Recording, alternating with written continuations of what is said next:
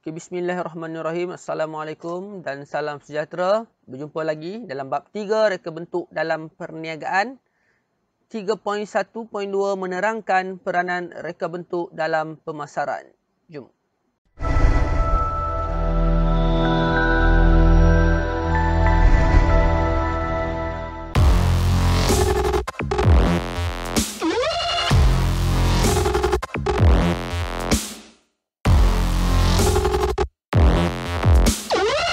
Baik, bersama saya Cikgu Muktasim daripada SMK Rajatun Uda Pulau Pinang, mengajar reka bentuk dan teknologi tingkatan 3. Bagi pelajar yang belum subscribe channel Cikgu, boleh tekan butang merah di bawah. Baik, kita tengok dalam bab ini, kita akan tengok produk yang dihasilkan. Yang pertama, produk yang dihasilkan sentiasa mempunyai ciri yang merujuk kepada kualiti pada produk seperti reka bentuk, warna, saiz.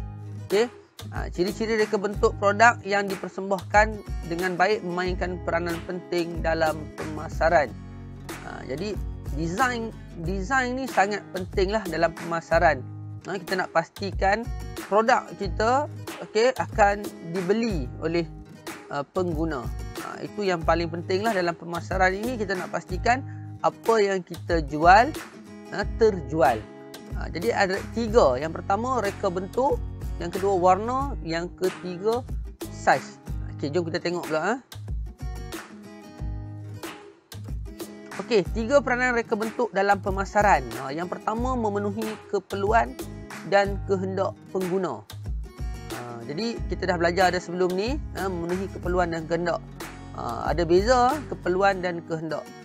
Contoh yang mudah lah dalam keperluan ni. Apa keperluan kita sebagai manusia? Contoh pakaian. Cukuplah kita ada baju yang kita boleh pakai. Tapi kehendak mungkin kita nak baju yang berjenama. Kereta, contohnya kereta juga mungkin keperluan bagi setengah orang, setengah individu. Kereta itu adalah keperluan. Tapi cukuplah kereta yang murah, yang boleh jalan daripada satu tempat ke satu tempat, tak kena hujan, tak kena panas. Tapi bagi kehendak, mungkin dia nak kereta yang berjenama, Ferrari, Porsche dan sebagainya. Itu beza antara keperluan dan kehendak. Jadi tujuan yang pertama sekali dalam pemasaran adalah memenuhi keperluan dan kehendak pengguna. Jadi kita nak buat reka bentuk, mestilah memenuhi kedua-duanya. Jadi kalau reka bentuk kita biasa sangat, nak bersaing dengan orang yang punya reka bentuk yang hebat, yang menarik, sudah pastilah pengguna akan memilih reka bentuk yang lebih menarik. Jadi dalam keperluan dan kehendak kita ada 5, iaitu fungsi produk, reka bentuk produk, kekuatan dan kelemahan produk, nilai produk dan juga trend. Kita akan pergi satu per satu. Kemudian kita ada saluran komunikasi pengeluar kepada pengguna, iaitu pengenalan diri produk. Bagaimana kita nak sampaikan maklumat tentang produk kita kepada pengguna. Dan yang ketiga, mengukuhkan penjenamaan produk. Jadi ada 3 peranan reka bentuk. Kita akan tengok memenuhi keperluan dan kehendak pengguna. Baik. Memenuhi kehendak individu dan masyarakat, memudahkan urusan kerja melalui pengubahsuaian ataupun inovasi. Reka bentuk produk yang terdapat di pasaran dapat memenuhi keperluan dan kehendak pengguna melalui ciri-ciri produk, iaitu fungsi produk, reka bentuk produk, kekuatan dan kelemahan produk, nilai produk dan juga trend. Tengok. Ini contoh fungsi produk. Jadi kalau kita tengok sini, ini yang dimaksudkan dengan fungsi. Ketiga-tiga ini adalah file, tapi fungsinya berbeza-beza. Jadi bukan kata file sajalah. Kalau kita tengok dalam buku teks, ada contoh-contoh lain yang diberi. Contoh file pocket menyimpan helaian tugasan. File pengurusan menyimpan helaian tugasan mengikut kategori. File CJ menyimpan CJ dokumen persendirian. Jadi ketiga-tiganya adalah file, tapi fungsinya berbeza. Kemudian kita tengok reka bentuk produk. Ini contoh. Ciri reka bentuk yang mudah dipasarkan, mempunyai keperluan dan kehendak pengguna, mempunyai nilai tambah unik, menarik dan selesa. Kita tengok 2 contoh yang berbeza ni.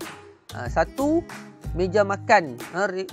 Reka bentuk meja makan yang ringkas tidak memerlukan ruang yang besar. Jadi bergantunglah kalau untuk keperluan, contoh rumah yang kecil, macam rumah saya ni rumah flat. Rumah flat ni kita tak perlulah beli yang besar kerana memakan ruang. Cukuplah meja yang ringkas. Okey, yang kedua kita tengok reka bentuk meja makan yang eksklusif, memerlukan ruang yang besar. Yang ni kalau kita duduk rumah yang lebih besar, kalau kita letak meja yang kecil, jadi nampak tak cantik pula, nampak kosong. Jadi sesuailah dengan mengikut ruang tempat kita nak letak. Kalau kita dalam keadaan rumah kecil, kita gunalah yang ringkas. Jadi sebab itulah reka bentuk ni berbeza-beza. Jadi kita tak boleh kata lah, kenapa nak kena buat yang kecil ni, kan tak cantik, biasa sangat, nampak ringkas. Tapi ada juga di pasaran kerana memenuhi keperluan. Baik, boleh faham? Okey. Ketiga, kekuatan dan kelemahan produk. Jadi reka bentuk ni pun dia ada mempengaruhi kekuatan dan kelemahan produk. Contoh kipas ni, kipas yang biasa ni, kekuatannya fungsi kipas mempunyai kuasa putaran angin yang kuat dan laju. Kelemahannya reka bentuk yang kurang menarik. Ada kekuatan, ada kelemahan. Yang bawah pula reka bentuk kipas yang menarik, tapi kelemahan kuasa putaran angin yang perlahan. Satu ni contohlah, saya bagi contoh. Yang bawah tu rumah yang besar-besar dia jadikan hiasan je. Ruang tamu dah ada aircon dah, tapi nak nampak cantik, dia letak juga kipas hiasan. Jadi kadang-kadang tak buka pun, hanya untuk buka lampu saja pada kipas tu. Jadi ini juga contoh design reka bentuk. Reka bentuk, kita masih fokus pada reka bentuk. Jadi reka bentuk ni berbeza-beza, ada kekuatan dan ada kelemahan. Bergantung kepada keperluan dan kehendak pengguna. Okey. Yang rumah yang tak ada aircon, nak angin yang kuat, maka boleh pilih design yang biasa. Okey, nilai produk kita tengok wujud berdasarkan keperluan dan kehendak pengguna, diperolehi apabila pengguna mendapat faedah daripada pengguna produk tersebut. Okey, yang pertama kita tengok reka bentuk radio yang tidak boleh menyokong aplikasi internet, dan yang baru reka bentuk radio yang boleh menyokong aplikasi internet. Kita dan sampai sekarang masih lagi ada radio yang tak menyokong aplikasi internet, masih lagi guna FM dan AM. Jadi kenapa? Kerana ada tempat yang masih lagi memerlukan. Itu kita keperluan. Masih lagi ada tempat yang memerlukan.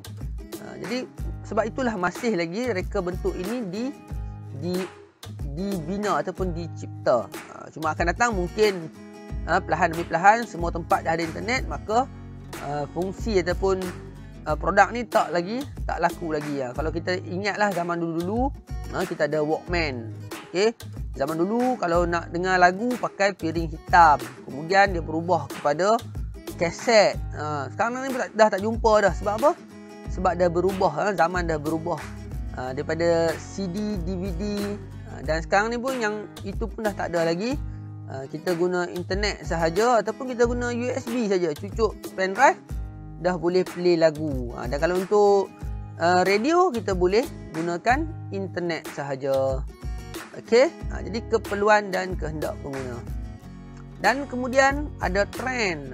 Ni berlaku dalam tempoh tertentu dan berakhir apabila wujud trend yang lain. Sama juga yang saya cerita tadi tentang kaset, CD, DVD. Sama juga, itu adalah konsep trend. Dan di bawah ni contohnya telefon. Zaman dulu dia berubah lah, daripada zaman Motorola dulu, telefon bimbit yang besar. Okey, nak masuk dalam poket pun tak boleh.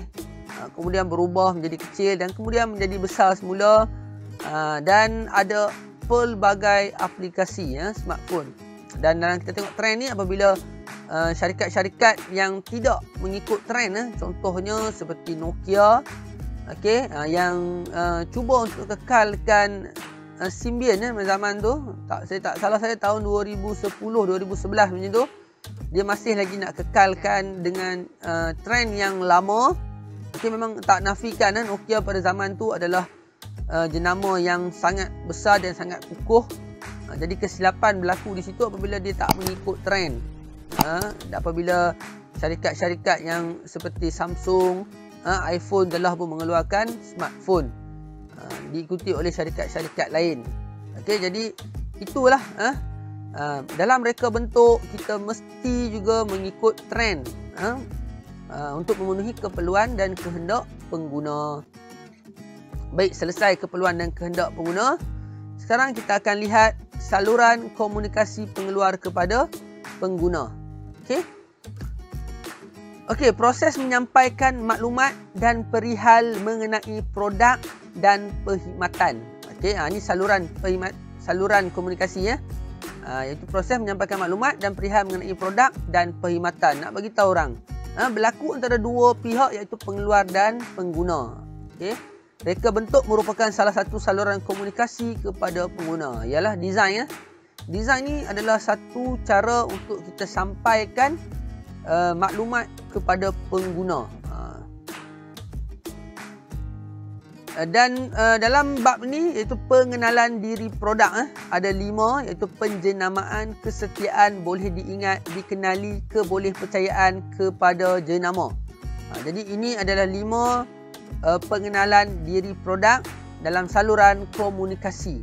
Kita tengok satu persatu. Baik, penjenamaan. Okey. Bila kita nak pasarkan, okey, dalam reka bentuk ni yang penting adalah jenama. Dan di sini ada contoh, ada 4 kaedah. Yang ni kita belajar juga dalam seni visual. Iaitu yang pertama kita ada bentuk nama, brand name, itu mempunyai nombor perkataan atau huruf yang boleh disebut. Contoh itu KTM. Kita boleh sebut dia punya perkataan atau huruf. Dia gunakan brand yang macam tu, brand name, bentuk nama, KTM. Okey. Yang kedua, bentuk cap dagangan ataupun trademark. Cap dagangan dalam bentuk perkataan, logo, gambar, nama, huruf, nombor atau kombinasi kesemuanya yang mempunyai simbol R, TM dan SM. Ni yang 3 ni. Ada lagi sebenarnya. Cuma ini 3 yang utama. R, TM dan SM ni. Kita nampak contoh macam ni, Tami ni dia ada R dekat bawah tu, register. Okey, jadi bentuk dagangan, bentuk cap dagangan. Okey, yang ketiga, bentuk cap ataupun brand mark menggunakan bentuk simbol, reka bentuk warna atau huruf yang unik. Ni design lah, design macam ni shell ni. Design cengkerang siput kan. Okey, ataupun kerang. Shell, memang nama pun shell lah. Okey. Bentuk persendirian, trait karakter menunjukkan individu yang merupakan pelopor bagi suatu produk tertentu. KFC dia letak muka dia. Banyaklah sekarang ni, zaman ni banyak. Kalau di Penang ni, jeruk madu Pak Ali. Dia guna muka Pak Ali tu sebagai bentuk persendirian ataupun trait karakter. Jadi ada 4 jenis penjenamaan. Yang ni pun soalan yang biasa juga keluar dalam peperiksaan. Okey, kemudian kita tengok yang kedua, kesetiaan. Pengguna memilih untuk terus kekal dengan produk dan jenama tertentu kerana faktor credibility, kualiti, reka bentuk terkini, selamat, harga yang kompetitif. Contoh saya bagi kat sini, iPhone. Sebenarnya banyak lagi lah. Kesetiaan ni banyak lagi. Macam saya tak pakai iPhone. Tapi kita boleh nampak pengguna iPhone ini dia akan setia dengan iPhone. Sebab apa? Mungkin ni lah 5 ni. Credibility, kualiti, reka bentuk terkini, selamat, harga yang kompetitif. Nak kata harga yang kompetitif tu saya tak berani nak komen. Tapi pengguna dia tetap akan pilih juga iPhone. Jadi itulah konsep kesetiaan tu. Macam saya setia guna Xiaomi. Jadi tak kisahlah kita guna yang mana. Tapi mesti sebab apa? Sebab ada design ataupun ada 5 perkara ni tadi. Sebab tu kita boleh setia pada satu-satu produk tu. Dan sebagai designer ataupun pereka bentuk, kita kena ambil tahu benda ni, ambil maklum tentang benda ni. Okay, baik, kita tengok pula yang seterusnya boleh diingat. Produk yang mempunyai identiti boleh diingat oleh pengguna. Identiti tersebut merangkumi fungsi, warna, bentuk, fizikal. Saya letak contoh Maggi kat sini. Dia dah ada identiti. Bayangkan kalau kita sebut, kita pergi kedai, kita tak order pun mi segera kan. Ataupun kita tak sebut jenama-jenama lain. Contohnya kita ada Cintan, Ruski, mi sedap. Kita tak sebut pun mi segera, kita sebut Maggi juga. Sebab dah lekat dah identiti dia Maggi. Sama jugalah macam ubat gigi. Kita sebut tak sebut ubat gigi, kita sebut Colgate. Macam itulah. Dah ada identiti dah. Okey. Dan boleh diingat. Macam Milo, Nescafe. Hebat kan Nestle, dia dah cipta satu nama yang kuat. Boleh diingat. Okey, baik, kita tengok seterusnya. Dikenali. Reka bentuk produk menguasai pasaran kerana telah dikenali pengguna. Boleh dikenali walaupun hanya melihat bentuk fizikal sahaja. Ni dikenali. Ini produk-produk yang dah lama. Jadi sebagai designer pereka bentuk, kita kena cuba untuk jadikan kita punya produk dikenali. Okey. Kemudian kebolehpercayaan kepada jenama. Pengguna cenderung memilih produk yang terbaik dari segi kualiti, fungsi, jaminan keselamatan dan reka bentuk. Saya letak Volvo lah kat situ. Volvo ni satu jenama yang terkenal dari segi jaminan keselamatan. Mungkin ada yang tak tahulah. Kemudian kita tengok iPhone seperti biasa, dan juga Tupperware. Contoh sini Tupperware. Orang percaya kepada jenama ni. Tak kisahlah harga dia berapa, orang sanggup bayar kerana kebolehpercayaan kepada jenama. Macam saya kalau kata barang elektrik, saya percaya kepada Panasonic. Jadi terpulanglah. Jadi itu yang kita ada banyak jenama di dunia ni. Bagaimana jenama-jenama ni cipta kepercayaan kepada jenama. Okey. Okey, itu untuk saluran komunikasi kepada pengguna. Dan akhir sekali kita tengok mengukuhkan penjenamaan produk. Okey. Pengukuhan penjenamaan suatu produk dapat ditingkatkan dengan melibatkan kegiatan rakan strategik. Share partner, kita rakan kongsi. Melalui gabungan ini juga pengurangan kos dapat dijalankan. Dua jenis pengukuhan penjenamaan melalui rakan strategik ada dua. Rakan perkongsian teknologi dan produk, rakan strategik perniagaan. Ada dua jenis. Kita tengok satu-satu. Sebenarnya lebih kurang sama je. Ini contoh yang terkini lah. Gabungan teknologi produk daripada pengeluar yang berlainan memberi keuntungan kepada kedua-dua pihak. Contoh sini DRB Highcom dengan Geely. Kita tengok. Okey, yang ini yang terbaru iaitu Proton X50. Dia menggabungkan teknologi daripada Geely dan DRB Highcom iaitu Proton. Okey, bekerjasama dengan Geely pada tahun 2016 tak salah saya. Jadi dah bekerjasama menggabungkan teknologi dan produk. Yang paling penting memberi keuntungan kepada kedua-dua pihak. Yang kalau tak salah saya, Geely ni dia sasaran dia adalah untuk masuk pasaran di Asia Tenggara, iaitu di Thailand, Indonesia. Jadi dia pilih Proton sebagai rakan kongsi untuk dia lebarkan lagi sayap dia ke seluruh dunia. Geely ni syarikat daripada China yang juga dah beli Volvo. Jadi memang syarikat yang hebat. Dan sekarang ni dia bekerjasama pula dengan Proton ataupun DRB Highcom. Okay, yang kedua kita tengok rakan strategik perniagaan. Contoh ni rakan strategik perniagaan dapat mewujudkan kerjasama dan rakan niaga strategik yang berdaya maju, berpengalaman dan menguntungkan kedua-dua pihak. Ini win-win situation, sama seperti tadi. Cuma ini berbeza sedikit, iaitu kita bukan kita gabung teknologi, kita guna terus teknologi yang ada daripada rakan kongsi kita. Okey. Contoh sini Modenas dengan Bajaj motorcycle daripada India dan juga Kemco daripada Korea, tak salah saya. Contoh sini Elegant 250 ni adalah Kemco. Okey, dia keluarkan design yang sama dan nama menjadi nama Modenas. Kemudian jual dengan harga yang lebih murah. Sebab apa? Sebab pemasangan semuanya berlaku di Modenas di Kedah. Jadi mudahlah. Jadi lebih murah, dan kualiti yang sama. Jadi lebih mudah untuk dapatkan pembeli. Okey, itu sahaja perkongsian untuk 3.1.2. Jangan lupa untuk like, share dan subscribe channel Cikgu Mutasim RTU. Bye-bye. Assalamualaikum.